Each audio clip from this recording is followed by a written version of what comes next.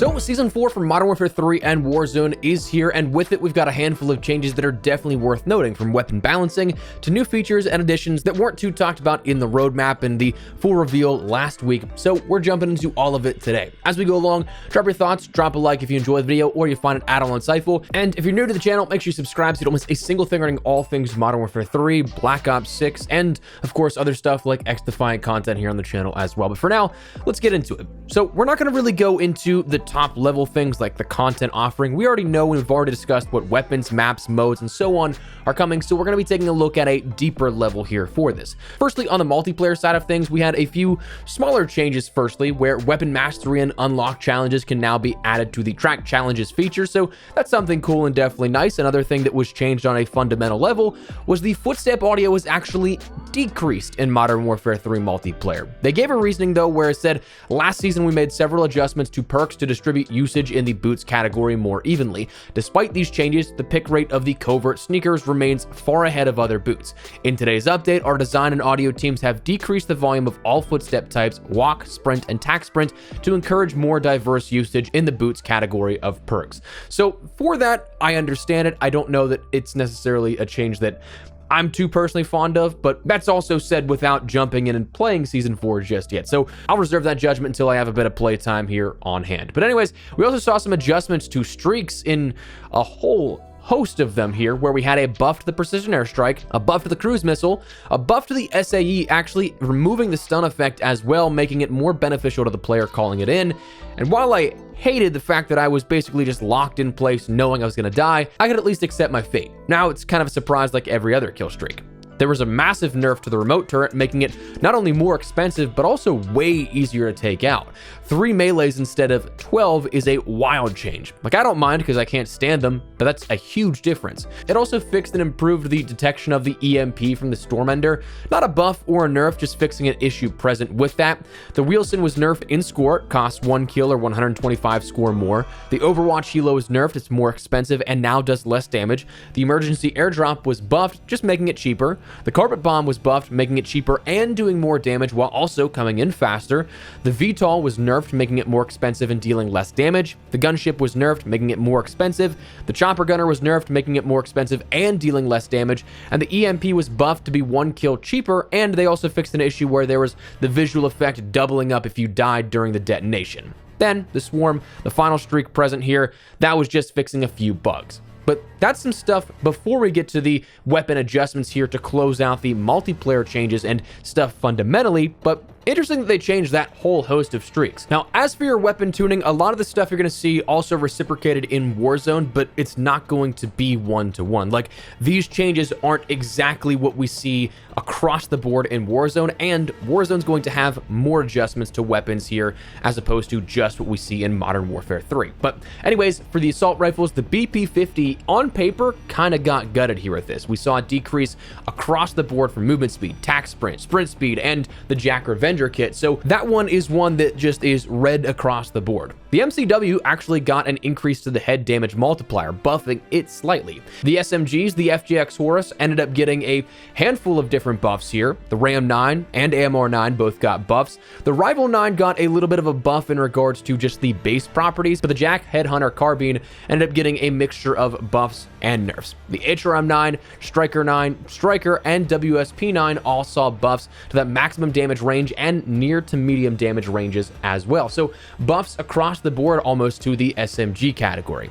The marksman rifles of the MCW 6.8 just fixed an issue with the recoil overcorrection, and the launcher of the RGL 80 saw both a buff and a nerf, decreasing that aim down sight time, making it a bit faster to end up aiming and getting precision on wherever you're launching things, but also it decreased explosive damage by 80% in hardcore modes, which is kind of crazy to consider, but when you think about the upcoming RGL aftermarket part, that was something that when talking with developers in a creator call, they noted that that was going to be problematic with what all you could do with it. So that was something that was a necessity so that it wasn't just ruining the hardcore experience. So that's something that maybe it gets reverted in the future, but for right now at least, it's pretty much eviscerated within hardcore mode. But that will take us over to the Warzone side of things here, where there is a lot on deck to talk about. Some really cool stuff, actually, in regards to new features, new adjustments, and things like that. Starting out with that, I want to touch on firstly the new Warzone rewards. These are season-long challenge sets across the categories of economics, contracts, social, and mode. So for example, the economics challenges look to be loot 100 supply crates, then you unlock the next tier, which is looting so many legendary supply crates, then you unlock that next tier, which is spending X amount of cash in BR or Resurgence, and then that final tier is use so many stations in a single life for ultimately a camo. And it looks like, and I could be wrong on this because the image they provided is pretty small, and I'm recording this before the update is actually live. Probably by the time this video goes live, there'll be B-roll either confirming or denying this in editing. But it looks like there are 4 camos across those 4 categories, which is awesome, and they all look pretty sick. So add 4 camos there to grind out a weekly season-long grind in the DNA bomb camo for the overall seasonal completion. You end up having a new weapon prestige camo in that animated obsidian, and then the get high camos coming in season as well. We've got a lot of cool camos to grind out in this season, and that, I'm all here for that. You guys know I love my camos. That is something I cannot wait for. But anyways, Battle Royale beyond that saw a player increase on Urzikstan to 120 instead of 100. That's something that seems like it's, I don't want to say too little too late, but it's also one of those things that we asked for. Like, why was this not increased since COD Next and the introduction of Urzikstan last year? They ended up detailing that their initial design intent at the launch of Modern Warfare 3 is to focus on mid-game pacing, ensuring a steady and consistent build-up throughout the match. To strike a balance between matchmaking times, client performance, and match pacing, we initially centered our game balance around 100 players. This required extensive revisions and balancing across various aspects of the game, including early game looting, engagements, weapon damage, armor values, movement mechanics, redeploy mechanics, economy, and strategic and defensive tools. We're proud to say that overall, we've been pleased with the results over the past few seasons. So they're adjusting this kind of stuff, and also on top of that, you're going to see adjustments with in-world loot items that also change the pace in regards to things like less redeploy tokens or gulag tokens, but also new ways to get those, which we'll touch on in a second. Beyond that, also introduced within Season 4 here are things like Champion Quest contract stealing, which I thought that was a thing since the very beginning, and that I may just never have actually seen somebody going on the Champions Quest contract, because that was, again, something that was detailed at COD Next before the game even released. But apparently, it just never made its way into the game, so that should be here now. We have the TAC Sprint boots, which are found in bunkers and do not drop on death. Specialist will be available in Urzikstan, available at buy stations for 30,000 cash. The Bunker Buster Streak, Utility Box, Loot Hot Zones, and other things will be coming to Urzikstan. We have a ground loot weapon change where you're going to see new ground loot across the board. Gas masks now have a manual, automatic, or semi-automatic behavior type to help combat some of those unwanted animations, though I still personally think the way to go about it is just no animation at all. Like, that's what got people killed with those ill-timed animations in the first place years back, and what caused them to be problematic since then. But with the manual thing, the animation's still there, and then it just keeps the mask on your face if you don't remove it, and even if it's entirely broken down and you use the entirety of the effect, I still think that's the easiest way. Apply the effect when needed, but no animation to disrupt play. But I guess that's why I don't make the big bucks. Anyways, buy station improvements. Weaponry will be dropped behind players to reduce clutter. The big map first circle will now last 2 minutes on shrink as opposed to 1 to accommodate for, again, that new higher player count, but also for those players looking to go for bunkers. Redeployment and gulag weapons have been updated. The loot overall, the cash yield on boxes has been reduced by 50%. Don't agree with that personally, but a change made no less. There are more supply boxes found in the world, up total 20%. Gulag tokens can now be found in general loot, guaranteed for most wanted contracts, and can be found in limited inventory at the buy stations. Redeploy packs have a low chance as a reward from the most wanted contracts, and redeploy flares have a small chance in legendary chests and med cabinets. And finally, buy station prices have also been slightly modified, so you might see some of your favorite streaks or adjustments a little bit more expensive or maybe cheaper as well. But then also, finally, quality of life changes. We have match stats, third-person parachuting, squad widget info giving more details now similar to OG Warzone and Caldera, and contract timers having a visual display bar as well with them now.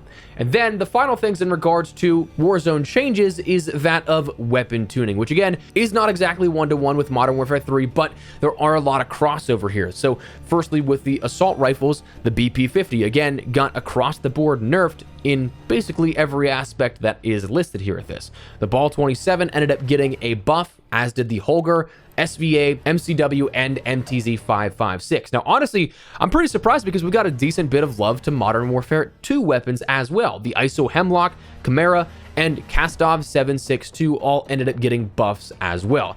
Now, that Kastov 762 is an interesting one because it is something that it has buffs here with an aftermarket part coming later on in the season that is going to introduce a way to basically negate all of one of the recoil properties, which is crazy to consider. So that might be something to keep an eye on as time progresses. The SMGs, we saw buffs to the AMR9, FGX Horus, and Rival 9. The AMR9 also did see a slight nerf to the max damage range, but other than that, it also saw an added mid damage range. So that's some stuff to consider. The Striker 9 and WSP9, though, the sort of meta SMGs did get on paper nothing but nerfs, as did the LMG of the DG58 LSW. Though we'll see if that truly does take that weapon out, because for the DG58, it just decreased the bullet velocity and the headshot modifier. So that could be something that is, again, a little bit of a balance out for the DG, but also might not be. The Holger, though, oppositely, that Holger 26 LMG also got a headshot modifier to increase it, so a little bit of a buff there. And the XRK Stalker saw a slight nerf, but that is your weapon tuning in Warzone. Not a whole ton, but also it targeted some of those meta weapons and things that were sort of overly used. So we'll see if this is something that does the job or what. But anyways, the final things to note in regards to Warzone, and honestly Season 4 as a whole, since nothing really happened in Zombies, is the Warzone ranked play experience. Because Warzone's ranked play is in resurgence once again this season, but they did make note of the air quote potential big map ranked, where they said, while our teams are targeting the release of ranked play battle royale before the end of the year, we are not ready to commit to a specific timing just yet. So that could be Season 5, could be Season 5 Reloaded, could be Season 6, but basically we're going to see big map BR at the very tail end of the year here, and which I think that's kind of frustrating, because like, you're going to have this for a season, maybe 2 max, and then you're going to end up seeing it go away for presumably the first season or 2, like we did this past year with Modern Warfare 3 after the integration. So it's one of those things that, like, why can't we just have that from the beginning? I personally don't understand, but anyways, that is Season 4 in a nutshell. Everything that we saw from multiplayer and Warzone. Again, no Zombies content really here up front, except for a little bit of some bug fixes and some minor balancing that personally I don't even think is that noteworthy. But that is where we're going to wrap it up. Let me know your thoughts down below. What do you guys think here of this update for Season 4? Like anything in particular? Personally, I'm loving the fact that we have new Warzone challenges for more camos on top of what we already have in regards to the seasonal camos and things like that. So let me know your thoughts down below. But if you guys enjoyed the video, you found it at all insightful, do me a favor and drop a like on it. And if you're new to the channel, make sure you subscribe so you don't miss a single thing regarding all things Modern Warfare 3, Black Ops 6, X Defiant, and other FPS content I'd love to have in the community. But for now, thanks so much for watching. My name is Ben Espresso. I'll see you later. Take care and peace.